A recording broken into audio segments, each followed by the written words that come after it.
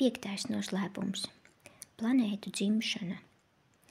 Ja tu zini par kosmosa celtniekiem, ja tu zini par kosmosa celtniecības materiāliem, droši vien tev gribēsies uzzināt, kā tiek radītas sauļu sistēmas. Tad klausies senu teiksmu. Kā debesīs, tā arī uz zemes esamības pamats caurauž visu pastāvošo. Tieši šis pamats palīdz izprast bezrobežības hierarhiju un pasauļu radīšanu, kam gan var rasties šaubas, ka katrā zemes priekšmetā izpaužas kāda griba. Bez gribas nevar radīt zemes priekšmetu un nevar to ievadīt kustībā. Tā tas ir uz zemes, tā tad arī augstākajā pasaulē. Gan planēta kā cietzeme, gan arī veselas debesu ķermeņu sistēmas dzimst gribas impulsā. Tāda griba ir īpaši saprotama, taču pat cilvēka vidēji stipra griba var būt kā aptuvens mikrokosmoss. Ja pieņemam vidēji stipru cilvēka gribu par augstākā sprieguma vienību, tad var izskaidrot planetārās gribas impulsu spēku. Var pat mesties skaitļos ar bezgalīgi daudzām nullēm, lai iztēlotos veselas sistēmas gribas impulsu. Tā parādās neizsakāmā visums. Sākotnējā kosmiskā matērija atrodas izplatījumā izretinātā stāvoklī. No šīs haotiskās zvaigžņu vielas Logos un viņa līdzstrādnieku griba rada pasaules un ievada tās kustībā. To, kā rodas debesu ķermeņi, zina pat vienkārša piena sieva. Saimniece, kuldama sviestu, jau ir iepazinusi pasauļu noslēpumu, taču pirms saimniece ķērās pie sviesta kulšanas, viņa par to domāja. Viņa arī zina, ka no ūdens nevar iegūt sviestu. Viņa teiks, ka var kult pienu vai krējumu, tātad viņa jau zina par matēriju, kas satur dzīvības enerģiju. Piena sieva zina arī to, cik liederīga ir spirālveida griešanās. Tādējādi tikai no domas un kulšanas kustības apvienojuma veidojas derīga masa. Pēc tam rodas arī sieras, jau ar iedzīvotāju aizmetņiem. Nevīpsnāsim par sieru, tas jau ir mikrokosmos. Tā pati enerģija liek rotēt arī pasauļu sistēmām. Ir vienīgi stingri jāapzinās domas nozīme, dižās enerģijas nozīme. Tā pati enerģija mirdz arī katra cilvēka sirdī.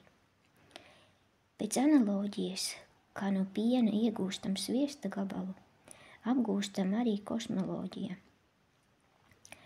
Logosa domu enerģija ietriecas starojošā vielā un ar griešanās kustību rada spēka centrus, ap kuriem pieaug kosmiskā matērija.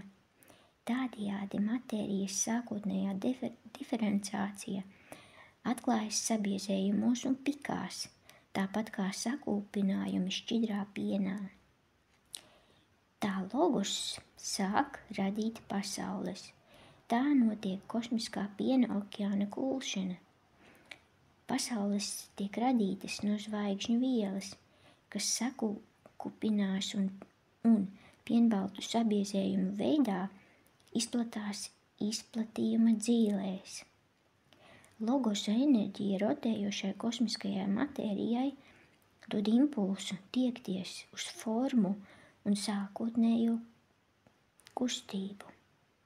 Šo kustību atbalsta un regulē hierarhi, planetārie gari, kuri nekad neatpūšas. Sakarsēto kosmisko putekļu ugunīgais virpulis magnētiski tiecas uz domu, kas to virza, gluži tāpat, kā dzelzs skaidiņas pievelkas pie magnēta. Kosmiskā matērija iziet visas 6 sacietēšanas stadijas, kļūst sferoidāla un beidzot pārvēršas par lodēm. Katrs kosmiskās matērijas kodols, kas no homogēna elementa dzimis neizmērojamās izplatījuma dzīvēs, sāk dzīvi visnelabvēlīgākajos apstākļos. Neskaitāmu gadu simteņu laikā tam jāiekaro sev vieta bezrobežībā.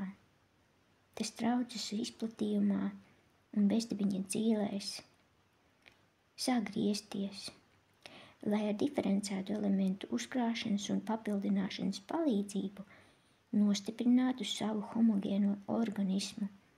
Tā tas kļūst par komētu. Šis kodols, virzoties lēcienveidīgi, griežas starp blīvākiem un jau nekustīgiem ķermeņiem, tiecoties uz punktu jeb centru, kas to pievelk. Kā kuģis, ko ievelk kanālā, apejot rifus un zemūdens klintis, tas cenšas izvairīties no citiem ķermeņiem. Daudzi iet bojā, to masa iekļaujas citās, spēcīgākās masās. Tie, kas virzās lēni, agrāk vai vēlāk tiks iznīcināti. Citi izvairās no bojājas, pateicoties savam ātrumam. Sasniegusi savu mērķi, piemērotu vietu izplatījumā, komēta zaudē ātrumu un līdz ar to arī savu ugunīgo asti. Te ugunīgais pūķis, kā cienījams zvaigžņu saimnes pilsonis, apmetas uz mierīgu un organizētu dzīvi. Tādējādi sabiezējumi, jeb pasaules viela, vispirms kļūst par klejojošām komētām. Tās kļūst par zvaigznēm, un zvaigznes, jeb griešanās centri, kļūst par saulēm, lai atdzistu līdz apdzīvojumu pasauļu planētu pakāpei. Evolūcijas ideja, kas ir analoģiska, ja arī neidentiska Darvina evolūcijas teorijai, ideja par cīņu par eksistenci un prioritāti un stiprāko izdzīvošanu ir ļoti sena. Nepārtrauktas ir kaujas starp zvaigznēm un zvaigznājiem, starp mēnešiem un planētām. Lielie kari debesīs, Purānās, Hēsoida un citu klasisko rakstnieku titānu kari, un pat kaujas skandināvu leģendās. Tas viss attiecas uz debesīm, uz astronomiskajām un teogoniskajām kaujām un uz debesis ķermeņu pielāgošanos. Cīņa par eksistenci un stiprākā izdzīvošana valdījusi kopš kosmosa izpausmes esībā. Senie atzinumi par pasaules radīšanu un tās attīstību pilnīgi atbilstoši Darvina metodei krietni apsteiguši viņu un viņa mācību par dabisko atlasi, par sugu pakāpenisku attīstību un transformāciju. Kā stāsta leģendas, cīņa notika arī mūsu saules sistēmā. Ir poēma, kas attēlo pirms ģenētiskās cīņas starp attīstības stadijā esošām planētām, pirms kosmosa galīgās formācijas. Lūk, vienas šādas leģendas saturs. 8 dēlus dzemdēja mātes, izplatījuma ķermenis. 8 mājas uzcēla māte 8 dievišķiem dēliem, 4 lielas un 4 mazākas, 8 smirdzošas saules atbilstoši viņu vecumam un cieņai. Saules valdonis bija neapmierināts, lai gan viņa māja bija vislielākā. Viņš sāka strādāt, kā to dara milzīgi ziloņi. Viņš ievilka savās miesās savu brāļu dzīvības plūsmas un mēģināja tās norīt. 4 lielie brāļi atradās tālu no viņa, pie savas valstības, planētu sistēmas, galējām robežām. Viņi netika skarti un smējās. Dari visu, kas tavos spēkos, valdoni, mūsu tu nevari sasniegt. Bet mazāk ieraudāja. Tas, kas tikai mazliet varēja ietekmēt Neptūnu, Saturnu un Jupīteru, būtu iznīcinājis tādus salīdzinoši mazus mājokļus, kā Merkurs, Venēra, Mars.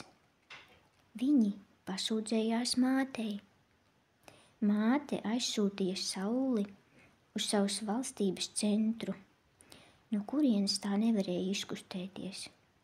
Kopš tā laika Saule tikai sargā un draud. Tā vajā savus brāļus, lēni griezdamās pati ap sevi. Planētas strauji novēršas no Saules, un tā no tāluma seko virzienam, pa kuru tās brāļi virzās gar taku, kas apjož to mītnes. Saskaņā ar leģendu, pirmā kosmiskās matērijas koncentrēšanās sākās ap centrālo nuklīdu, savu Sauli, tēvu. Bet mūsu Saule gluži vienkārši atdalījās agrāk nekā visas pārējās planētas. Laikā, kad rotējošā masa sablīvējās, un tāpēc ir ar to vecākais brālis, nevis tēvs, Saule un planētas būtībā ir tikai viendīgļa brāļi, kuriem ir viena un tā pati miglainā sākotne. Attīstījusies no kosmosa izplatījuma, Saule, kā stāsta leģendas, pirms sākotnējo un gredzenveida planetāro miglāju galīgās izveidošanās, ievilka savas masas dzīlēs no kosmosa visu dzīvot spējīgo, ko vien varēja, draudēdama aprīt arī savus vājākos brāļus. Saskaņā ar leģendām visas pasaules un planētas ir individuāls būtnes. Tām jāizpilda savu pienākumi, tām ir savi veselības un slimības, dzimšanas, brieduma, panīkumi un nāves periodi. Tās ir iedvesmojošo saprātu, planetāro garu, īstas blīvas mājas. Katrs debesu ķermenis ir kādas dievišķas būtnes templis, katra zvaigzne ir svēts mājoklis, tās sauc arī par debesu gliemežiem, jo bezmiesīgie mūsu izpratnē saprāti, kas neredzami dzīvo savos zvaigžņu un planētu mitekļos, rotējot nestos sev līdzi kā gliemeži. Tā vēsta senās teiksmes par kosmosa 5. noslēpumu, par Saules sistēmas radīšanu.